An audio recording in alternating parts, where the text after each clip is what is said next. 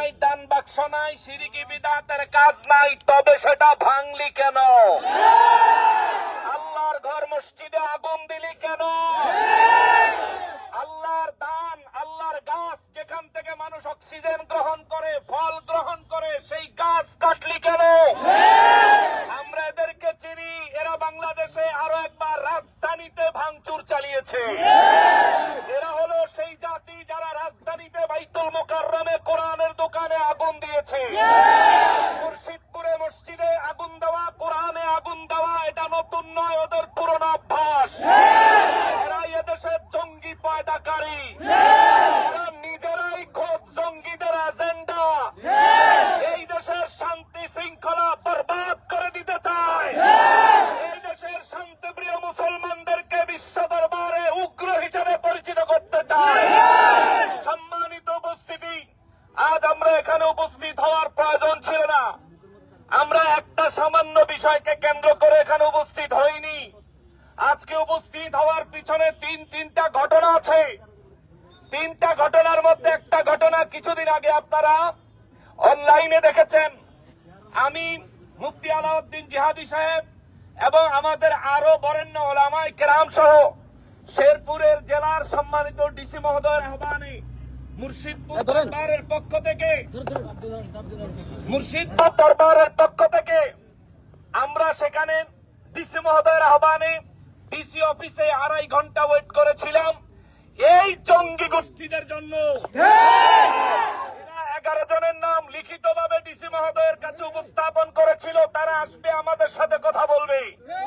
কিন্তু ডিসি মহোদয় নিজ দায়িত্বে নিজের লোক দিয়ে তাদেরকে বারবার 2.5 ঘন্টা যাবত ডাকার পরেও এই জঙ্গি বাহিনীর কেউ উপস্থিত হয় নাই।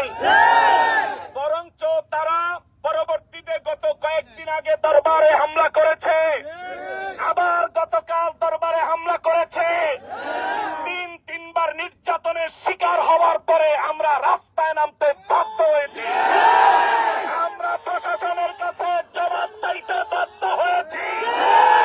যেই দেশ স্বাধীন, যেই দেশের সরকার আছে, যে দেশের আইন কানুন প্রশাসন এখনো পর্যন্ত স্টেবল আছে, সেই দেশে একই জায়গায় তিনবার হামলা হয় কি করে? আমরা প্রশাসনের কাছে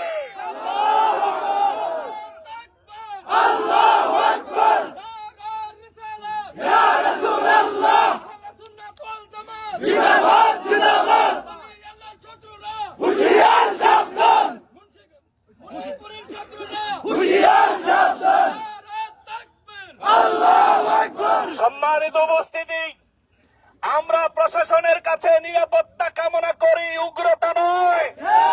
প্রশাসনের কাছে শান্তি কামনা করি, জঙ্গিদের সমর্থন নয়। জঙ্গিদের সমর্থন এই দেশের আইন কখনো করেনি, ভবিষ্যতে করবে না, আমরা জানি। আমাদের এই বিশ্বাসকে ভেঙে দিবেন না।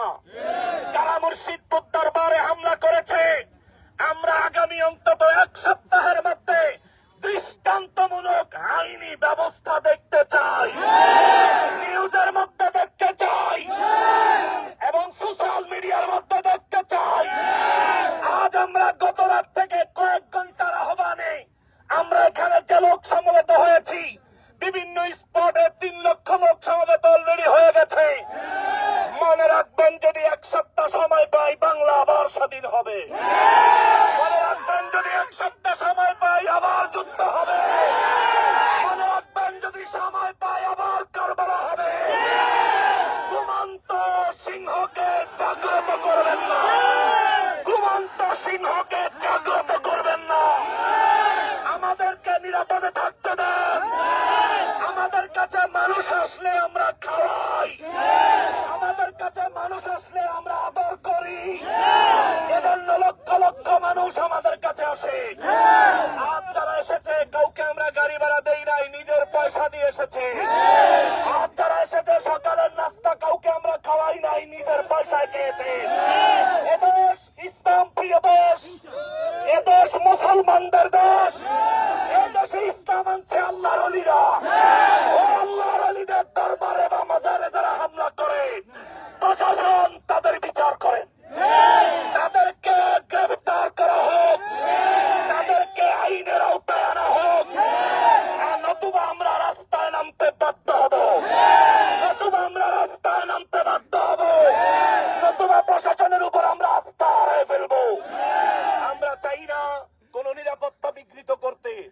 আমরা চাই না স্বাধীনতা নষ্ট করতে, আমরা চাই না কোন আইনকে ভায়োলেট করতে। আজ আমরা উপস্থিত হয়েছি আমাদের সিনিয়র নেতৃবৃন্দদের পরামর্শে। ইনশাআল্লাহুল আজিজ মুফতি আলাউদ্দিন জিহাদি ভাই যে কথা বলেছেন যে আমরা ভবিষ্যতে যদি প্রয়োজন হয়, আজকে আমাদেরকে প্রশাসনের সর্বস্তরের সিনিয়র নেতৃবৃন্দ, সিনিয়র কর্মকর্তা বৃন্দ আমাদেরকে নিশ্চিত করেছেন আজকে জুমার নামাজের আগেই আমাদের মুর্শিদপুর দরবার শরীফে আমাদের দরবারের ভক্ত আশেকান জাকেরান দরবারে প্রবেশ করার জন্য নিরাপত্তার সাথে প্রোটোকল দিবে।